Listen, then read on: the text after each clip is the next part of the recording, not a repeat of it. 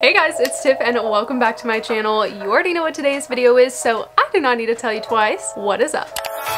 So we're just gonna get right on into this. There's no point in delaying this any further. So without further ado, here is my March TBR. Okay, so the first book on my March TBR is The Fine Print by Lauren Asher. This is actually gonna be the first book I read this month, and I am very, very excited about it. Rowan. I'm in the business of creating fairy tales, theme parks, production companies, 5-star hotels.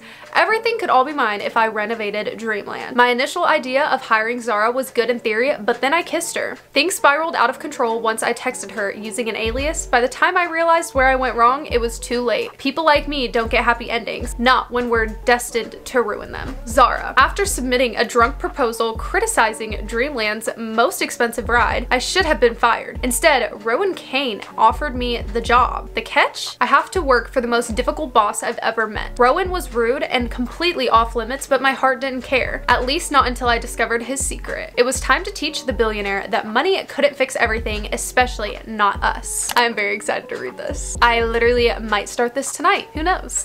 Next book on my March TBR is Beautiful Disaster by Jamie Maguire. This is actually literally my favorite cover that I own. I love this cover, and I wasn't at first planning on reading it this month, and then I saw someone say that the movie is literally coming out in April, so I have to read the book before the movie comes out. Like, duh. The new Abby Abernathy is a good girl. She doesn't drink or swear. She has the appropriate percentage of cardigans in her wardrobe. Abby believes she has enough distance between her and the darkness of her past, but when she arrives at college with her best friend, her path to a new beginning is quickly challenged by Eastern University's walking one-night stand. Travis Maddox, lean, cut, and covered in tattoos, is exactly what Abby needs and wants to avoid. He spends his nights winning money in a floating fight ring and his days as an ultimate college campus charmer. Intrigued by Abby's resistance to his appeal, Travis tricks her into his daily life with a simple bet. If he loses, he must remain abstinent for a month. If Abby loses, she must live in Travis's apartment for the same amount of time. Either way, Travis has no idea that he has met his match. You can't tell me this doesn't sound so good. You can't. You can't, because it does. Because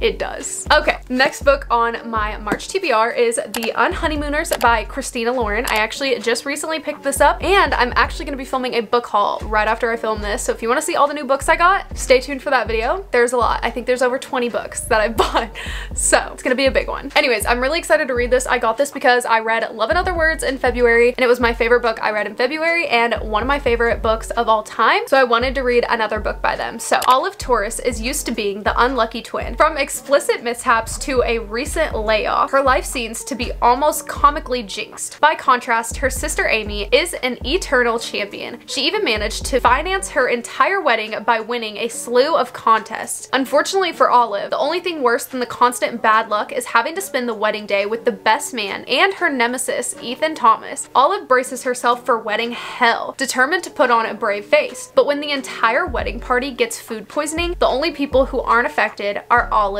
and Ethan. Suddenly, there's a free honeymoon up for grabs, and Olive will be damned if Ethan gets to enjoy the paradise solo. Agreeing to a temporary truce, the pair head to Maui. After all, 10 days of bliss are worth having to assume the role of loving newlyweds. But the weird thing is, Olive doesn't mind playing pretend. In fact, the more she pretends to be the luckiest woman alive, the more she feels like she might be. That's the first time I've read the synopsis, and this sounds really good.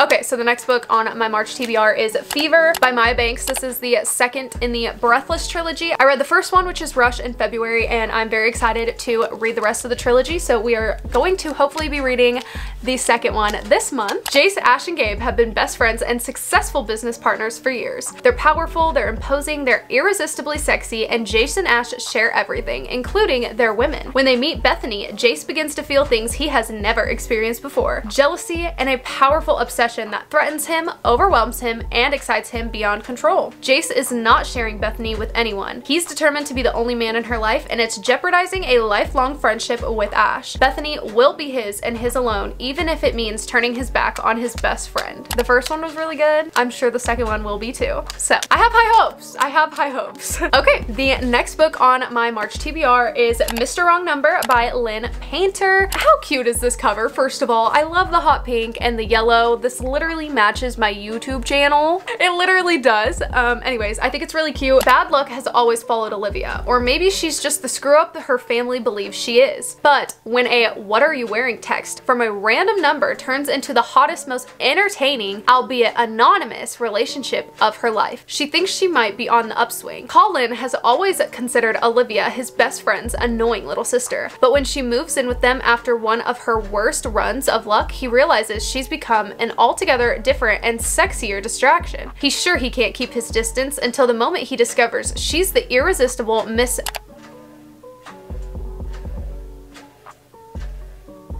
This is the first time I'm reading this, and I don't know why, but I just got shocked.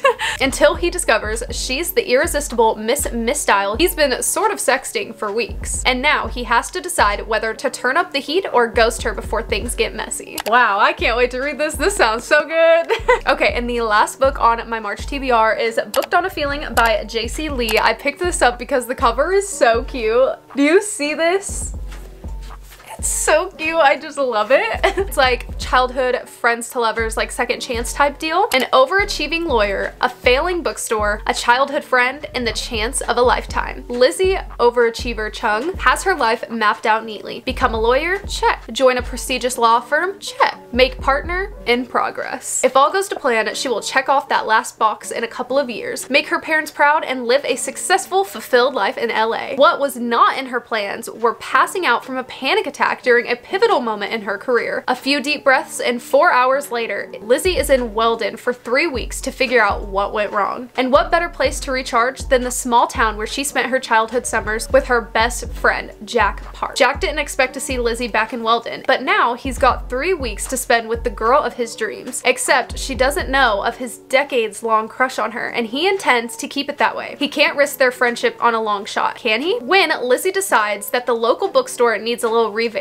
of course Jack agrees. But the more time they spend together, the harder it becomes to ignore that there might be more than just a friendship among the dusty shelves and books. Sometimes the path to the rest of your life has been right in front of you all along. Doesn't this just sound so cute? It just sounds so like wholesome and cute. Watch me read this and it be super smutty, but it sounds just so wholesome and cute, and I'm excited to read it. So yeah, this is my whole March TBR. I'm super excited to dive into these books and watch a movie in my brain. So with that being said, I hope you guys enjoyed this video, and if you did, don't forget to give it a thumbs up and subscribe if you're not already, because we have a lot of fun over here and we want you to join the fun. So with that being said, I love you guys so much, and I will see you in the next one.